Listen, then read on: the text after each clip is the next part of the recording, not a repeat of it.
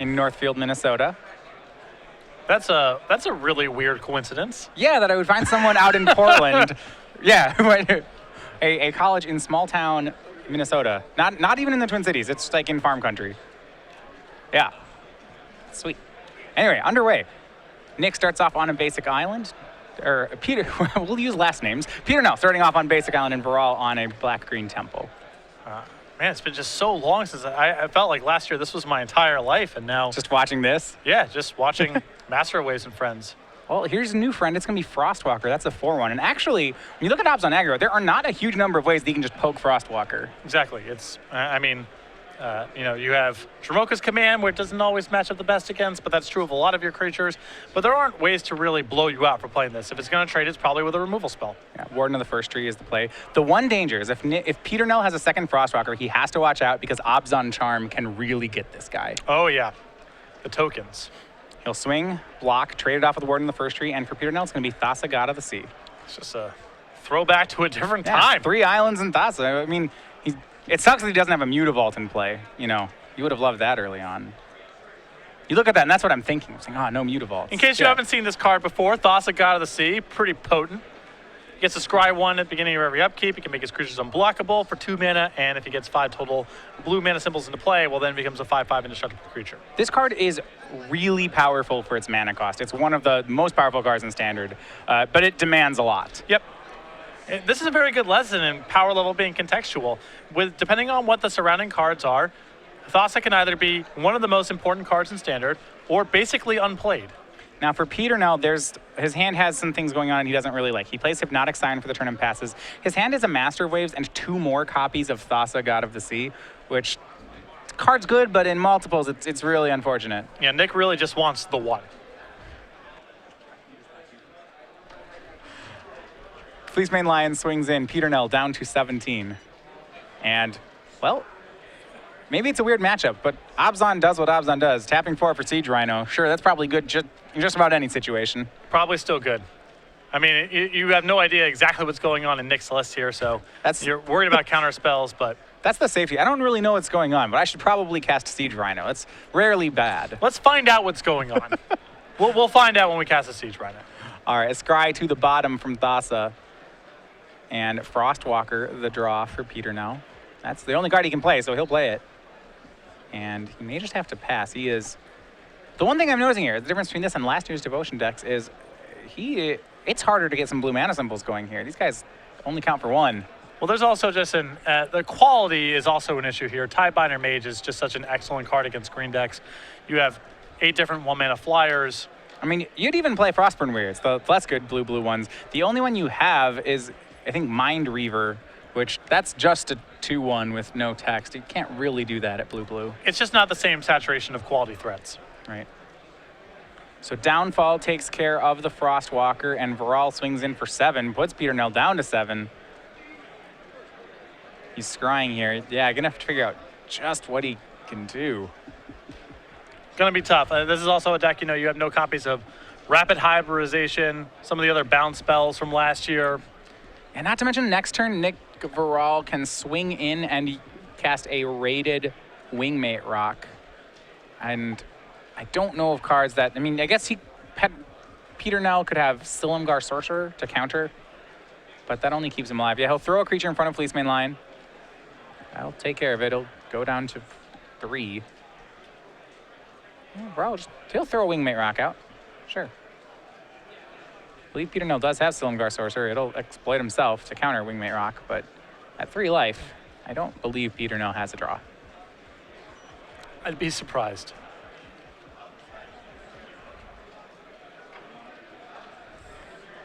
And that's going to be it. We're on to game 2. Nick Verrall takes the first one. Gotta be nice to be in Nick Verrall's position there where you're not really sure what's going on. You're sort of just casting your curve of creatures and hoping that that's good enough, and then it's clearly good enough by quite a margin. Yeah, so pretty good one there. All right, I have to imagine a blue Devotion deck is going to have some sideboard for this kind of matchup. Starting out, we have 4 copies of Encase in Ice. That seems fantastic against Obzon. 2 copies of Wall of Frost. That's 3 copies great. of Sidisi's Faithful, 2 Negate, 2 Disable Stroke, 2 Aether Spouts. I think Wall of Frost and Encase in Ice are both great cards to bring in this matchup. Wall of Frost is double blue, so good for devotion. It's not easy for Nick Verrall's deck to attack through. It only calls one creature, but it's still a very good starting point. And 4 copies of Encase in Ice seem great against Nick's, various green creatures. Yeah, that seems like an excellent start for the match.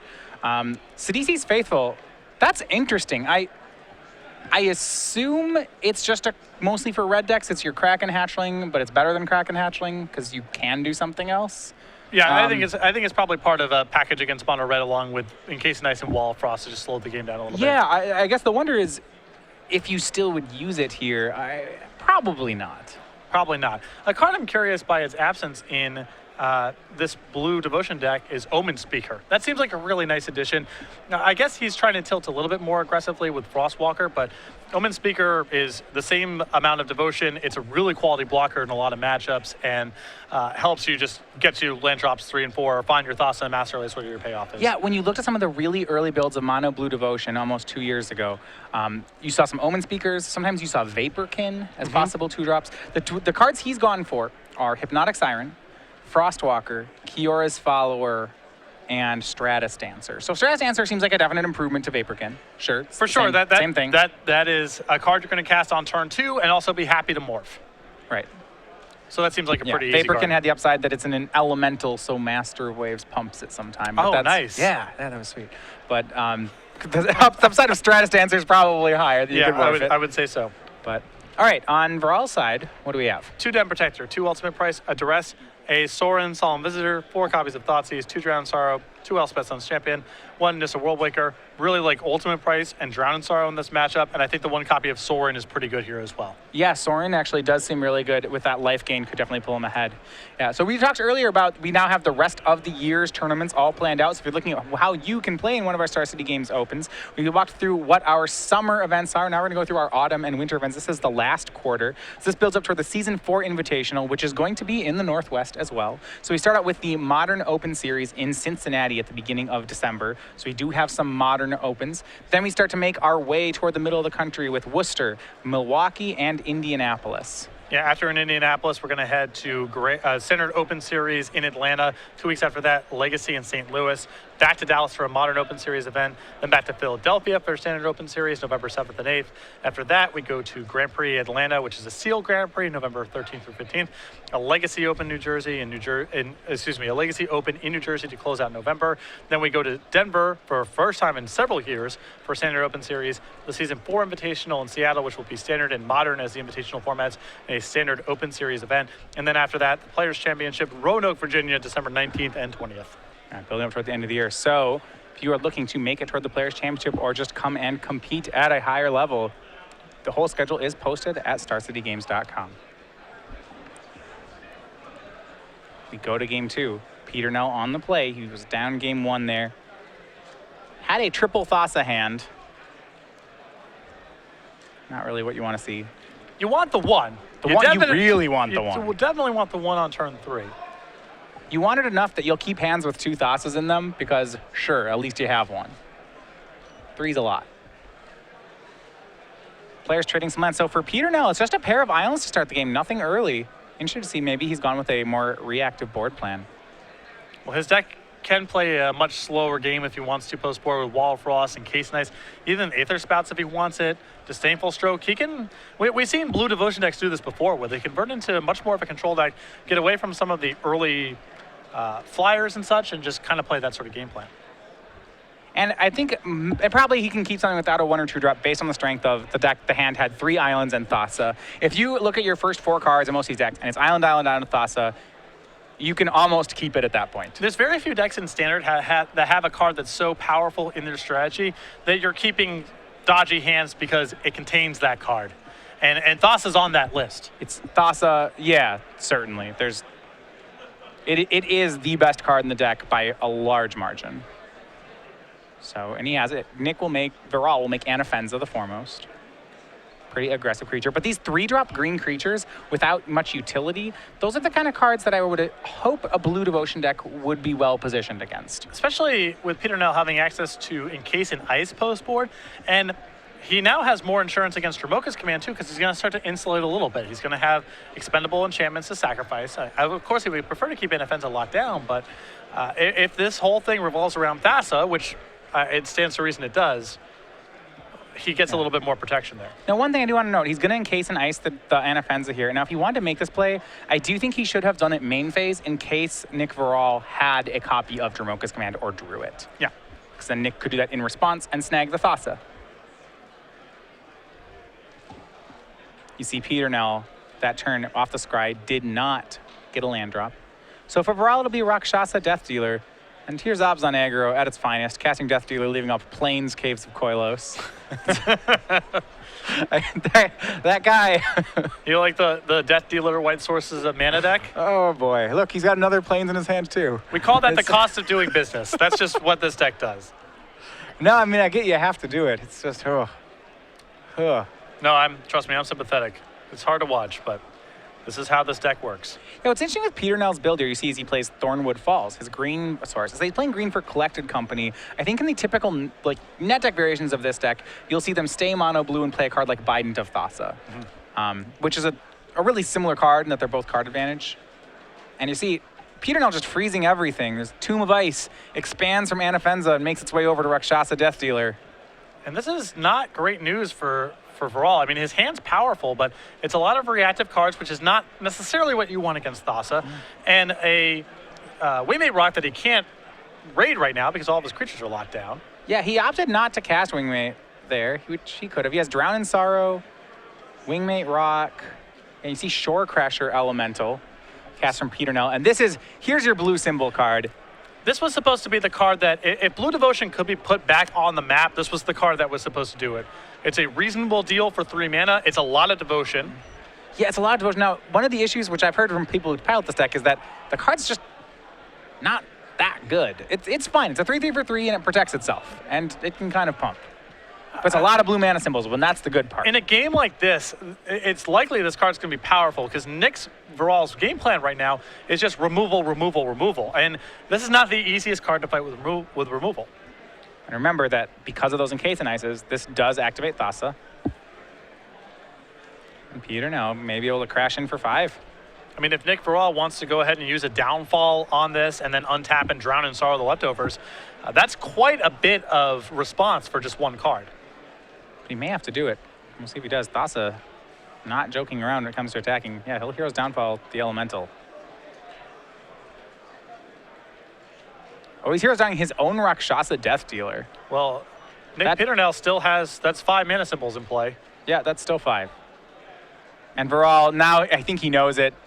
Said, oh, and that was... I think this is a huge issue for a number of reasons now. I think that Nick Verrall's plan to get out from under this was to downfall, untap, and Drown in Sorrow, and now he can't do that. No, and that, yeah, you can see it on his face. He miscalculated there.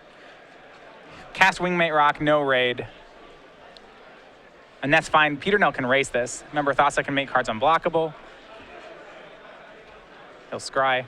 Oh, Thassa and friends, they really shine in games like this. Yeah. The scary thing is that they clean up in a hurry. Yeah. I mean, Thassa's 5 power unblockable on her own. Here's a flashback, if I've ever seen one. Master of Waves is the play. And by the way, Shore Crasher, his second name is Shore Crasher Elemental, which... Combo. There we go. It can swing through Wingmate Rock now. It's a 4/4. Having some flashbacks here. 5 0-1s. No, 6 in case and ice. 6 0-1s into play, or 1-0s into play. They're all 2-1s. Wingmate jumps in front of Shore Crasher. I think Nick missed the interaction. Nope, it's an Elemental. It's going to kill Wingmate Rock. Yep. It's okay. You know, actually, if you're going to take a time to learn that interaction and pay for it, this is a great game to do it. Listen. If I was Nick Verrall, same thing would have happened to me. I would have made that same block. I said, it's an Elemental. You're like, yeah, okay, sure, yeah, whatever. I would have put my Wingmate Rock directly into the graveyard. Well, okay, but now you know. Now you're not going to make that mistake during the game that you can actually win, right? Yeah. I mean, if you don't have Kill Spell for Master Waves, cards was 14 power for 4 mana. And now, you know, Nick can go ahead and... Nick Verrall can go ahead and drown, but that's not much of a help here. Do you even want to show Peternell that you have Drown in Sorrow in your deck? I don't think so. Another interesting thing there is Nick Verrall is going to go and downfall his own creature in that spot to reduce the devotion count. It needs to be the Anafenza, because then the Drown in Sorrow takes care of his own Death Dealer, and he reduces a lot of devotion that way. Yeah, I mean, if the Shore Crash Elemental was flipped over, that line can work. No, I think Nick Verrall got just a little too fancy in that game. He had a pretty clean line there of downfall your Shore Crash Elemental, untap and Drown in Sorrow. I still think Nick Peternell is a huge favorite in that game because he's got Thassa against no board. He's got a lot of cards in his hand.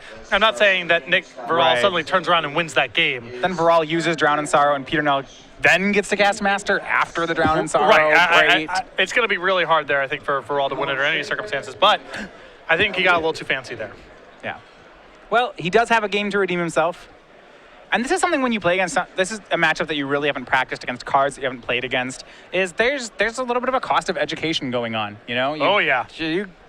Especially a deck that's as aggressive as something like Blue-Green Devotion, your missteps are going to get punished very hard. It's not like playing against a rogue control deck where you can feel it out as you go. This is a rogue deck that just starts clocking you. Thassa's still punishing the mistakes too, because you can't recover with blockers. There's no recovery with creatures of any sort. Because you can't block. So you can't kill it, you can't block. Once it's on, if you screw up, it's gonna kill you.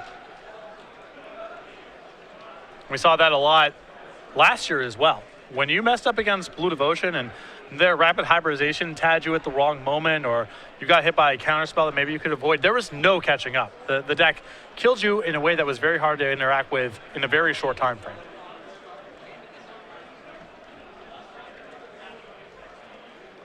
But there are some lessons learned there. And I think that even with perfect play there from Nick Verrall, I think he's going to be in trouble in that second game.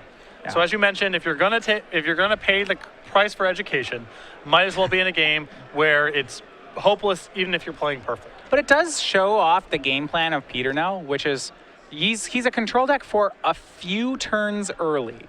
You know, one time you can kind of talk about decks in theory about at what point do I stop looking at my own life total and do I start looking at yours? You know, for control decks, the answer is never. You always just, you only record your own life total. It's arbitrary. It's arbitrary. You win when you win. It doesn't really matter what their life total is. But for Nick, it's interesting because I think for like the few, it's really quick actually. He's looking at his own life total for about turns 1 through 3, maybe 4, and then he just switches. Now he's looking at his opponent's life total. I mean, Peternell's curve that game was Encase in Ice, Thassa, Encase in Ice, and then suddenly flip the script and I'm attacking you, making things difficult to block. And I'm attacking you, and not for little amounts either. I'm attacking you for huge chunks. Right. But I love the lessons that cards like Thassa can teach, because I think a lot of people view Magic cards through the prism of what's powerful and what's not. Yeah, and often things are more complicated than that. How good are the warrior enablers, let's say in Khans of Tarkir block? They're sort of only as good as the warriors that surround them. And the warriors are good, but not great, probably. Mm-hmm. And that's the power level what those enablers appear to be. Depending on the quality and how many warriors there are, the Chief of the Scale and Chief of the Edge can be anywhere from unplayable to defining parts of Standard. Especially Chief of the Edge. That card is, I mean, if you want to just talk in a vacuum, how aggressively costed is the raw strength of this card. So like, in the right deck, Chief of the Edge is a very powerful card. And Thassa is much the same story. Now, Thassa's raw power level is much higher, in my opinion, than those Warriors cards, but it's the same lesson. How many quality, cheap blue creatures, ideally flushed with a lot of blue mana symbols, are there floating around in the format? Last year, there was a lot of them, and Thassa was one of the defining cards of Standard. This year, there's way fewer of them, and Thassa's mostly been relegated to the sidelines. Has seen very little play. So, power level, it's a contextual thing. There's some cards that kind of show up no matter what. No matter what Standard looks like, Thoughtseize is probably showing up in decks. Very Heroes high raw Downfall. Heroes Downfall. There's some cards like that, but for the most part, it's context-driven. And Thassa's very contextual. Yeah. It's interesting about, when I say what are the best standalone cards, I'll say Ojutai, he'd probably be around in almost every Standard format he'd see play. Dig Through Time. How good is Slumgar Scorn? Well, that is really tied to the quality of dragons. You cannot separate the two things. And Thassa is the same story. Exactly. There exist metagames where Spear of Heliod is a really powerful card. This isn't one of them. I played Spear of Heliod a lot last year and thought it was a pretty solid card. There's a lot of really great cards that aren't seeing any play. I mean, you go back to look at standards last season where cards like Desecration Demon and Pack Rat were largely ignored when Ravnica came out. And again, we're defining cards by the end of standard season just because of the nature of the removal spells and some other things going on. That's just how that works. I mean, you cannot separate cards from the formats they exist in. Yeah, and it's interesting that Pack Rat really took a year to take off. Peternell on 6, Verrall on 7. But it Both looks players like, start on Temples. Looks like Nick Peternell has found a copy of Thassa, so I think he'll take a 6-card hand if he can make his land drops and get to Thassa on turn 3. He would keep a 1-land Temple hand with Thassa, probably. Thassa is the deck. I mean, you can play it without Thassa, but I would not want to. Yeah. The hands without Thassa are way more fair than the other ones. First play from Verrall is going to be Anafenza the Foremost. Peternell was not, because of his both lands were Temples, he was not able to encase an Ice it on end step or make any plays. He can make his own Thassa here, but it'll cost him some life points. He'll get reasonably behind. He may do it anyway, and Thassa is just kind of his deck. But there's also the issue of falling behind to Dromoka's command as well. Right. Yep. Turn 3 Thassa.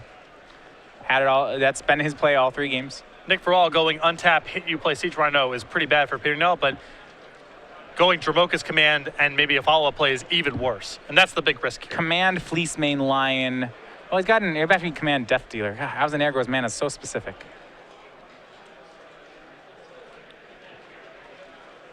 He's going to Dromoka's command. Counter on Anafenza, sack the Thassa. Has a 5/5, bashes in for 5. Does he have the follow-up Death Dealer here? That'd be pretty big. That's he does not. Still a great turn for Verrall. I mean, the moral of the story is Nick Peternell didn't get Thassa, and any turn that ends with that has to be pretty decent. Peternell does have a backup Thassa in his hand. I don't know if he can, but how many 5s can he take? He has Collected Company, Encase in Ice, Silumgar. It looks like Silumgar Sorcerer. With Collected Company, I sort of like passing the turn here. There's an opportunity for Verrall to mess up, and if he assumes Peternell's on counterspells, he may play nothing at all, or something very small to add to the board, and then Collected Company might catch Peternell all the way up. So Collected Company is a really interesting card. By and large, when I've talked about the card, I've walked people through the math of it, and having mathed it out, the card is pretty bad. I think it gets played incorrect. Like, the number of creatures you need to play to make this card actually good is really high. What's your number? I want to be on 27. Well, this passes. Peternell's at 32. Right. This is the only decks in Standard that I've seen play it where I'm like, you know what? I'm down for this. Sure. So he Encase and Ice has the Anafenza. Verrall plays a Warden of the First Tree, plays another Anafenza, and Legend rolls the Frozen one. Yeah, I want 27, but yeah, 32 is really high. You've seen like some Obzon Company decks, and you know it's like, hey, you better not be playing any Heroes Downfalls. Right. Or no, but this is a deck where I really like it. So swing from Verrall. Puts a 1/1 counter on the Warden. And it's pretty sweet that you can company into Thassa. Yeah, that's a nice. That on its own may be worth the splash. Yeah, you can, and you have a creature that's a counter spell as well. That's cool. Yeah, if Verrall gets a little sloppy there and tries to tap out for something large, Collected Company could yield a counterspell creature, and that's great too. Yeah. So he's debating if he wants to take the Thassa. He may have to take it even though he has a Thassa in his hand. Thing about companies, you usually don't get many options. He gets Thassa. Does he have a second creature? Yes, he has the counter spell as well. He has Silumgar Sorcerer. Nothing to counter right now, so he'll go with Frostwalker. I like that quite a bit. Frostwalker's not shabby here. It's a blocker. Yeah, can take care of either of these guys. If Verrall lets it happen, which I don't think he will, he can downfall the Walker and pump the Warden, and that's just a lot of damage. It's going to be 8. And you just have to assume that Peternell's deck is not great at playing catch-up from this spot. There's not a lot of good bounce spells floating around the format, and he hasn't, besides the Encase and Ice, he really hasn't shown the capacity to stop the momentum for Verrall once it starts happening. Yeah, I think Nick should put a 3 there and then a 1/1 counter on it. It's a 4/4, he's not wrong, but it's trickier because it's a 3/3 with a 1/1 counter. Yeah, it is a 3/3. It has a 1/1 counter. There we go. Got there. Peternell down to 7. See, easy. Got it fixed. So one of the a lot of times when you talk about how well can a deck catch up, I feel like a deck's ability to catch up is really proportional to how much removal's in it. It's really hard to catch up without removal, and Peternell has some, but not a lot. Just any sort of way to break serve in some permanent sense. Wall of Frost would have been really solid Right. here on a couple of the turns. That was my thought too. Wall of Frost would be great. But Peternell just hasn't found it. Well, if he could pull off a turn like Wall of Frost and Case and Ice here, that'd be just great. Because as we mentioned before, it doesn't take a long time for this Devotion deck to go from defense to offense, especially when Thought gets turned on. When there's 5 blue mana symbols in play, you have a 5/5 unblockable creature. It doesn't take a lot past that to really end the game quite quickly. Well, Wall of Frost could hold off both these attackers, actually. I mean, Warden, eventually it wouldn't, but you have time. It's a slow, you have time to find a Case Nice. To find Hypnotic Siren, you could take it. Oh, yeah. Forgot. Yeah. That's even It's better. not just a one more, not just Flying Men. It's better. even better. Let's see what he's got. Looks like he's in a Hardcast, a Stratus Dancer. Believe he's hanging on to a Silumgar Sorcerer in hand. This is good, and I mean, it's good that he has cards he can cast, but his creatures are just a little small. Yeah. It's facing down lethal. That's the problem here is Verrall can just move into combat, and Peternell needs to do something. Yeah. You don't want to be in the spot where your opponent is alpha striking for lethal, and you have to react to what they're doing. You want them to have to try to push a little bit more on the table to represent lethal, and then you can respond. But I'm assuming he chumps one of them, then throws down the Sorcerer, and then tries to draw into some more blue mana symbols. Maybe if he then top decks Wall of Frost, now he's alive again. yeah, something like that. I mean, he's going to need some perfect draws here. Blocks Anafenza because the Warden could get trample. Has to block Anafenza. Takes 5, goes to 2. Verrall plays a Temple and passes.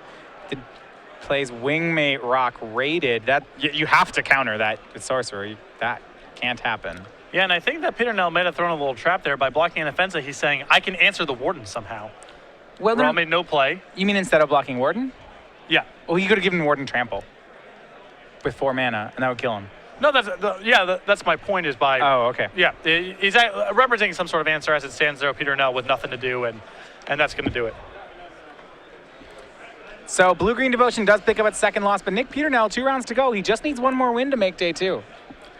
A good showing there from Obs on aggro. I do like a lot of what's going on with Peternell's list.